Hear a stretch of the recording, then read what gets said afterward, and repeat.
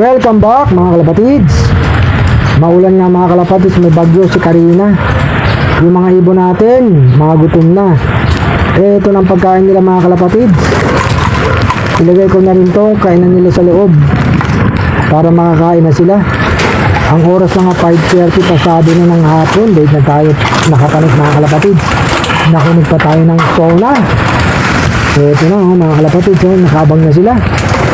Lagyan na natin ng pagkain. Yung isa nakapatong pa Ito na, ilagay ko na.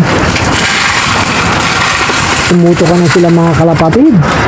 Kahapon maraming ang pinapakain natin sa kanila mga kalapatid. Malalakas kumain yung mga ibon natin mga kalapatid Ewan ko lang bukas kung may load kami ng ibon. Ito, nagbigay na rin ako ng pagkain sa mga ibang alaga natin mga kalapatid. Kumakain na sila. Sana uminto na tong bagyo mga kalapatids bukas para matuloy yung loading namin sa club.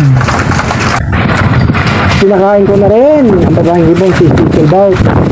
Unti-unti nang gumagaling yung sugat niya sa paa mga kalapatids. Maglagay pa tayong pagkain mga kalapatids. Ito, naubos na yung nilagay natin kanina. Ilagay ko na mga kalapatids. Magdadano kumain. Sabi ko nga sa hapon sila. Nag-away-away lang ang problema rito mga kalapatid. Hindi maiwasan. Sama-sama sa loob ng kulungan. Ito tubig. Yung mga alaga natin mga kalapatid dito, may tubig na rin sila mga kalapatid. Pati sa taas, nagbigay na ako.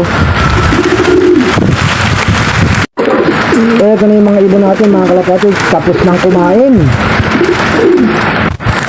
Ito yung lingkod sa sulok. Nakakapoto pa tayo ng manipis mga kalapatid. Panlaban sa ulan, happy flying.